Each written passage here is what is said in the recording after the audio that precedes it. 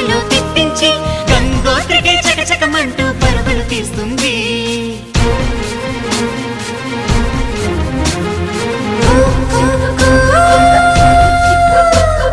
Gangotri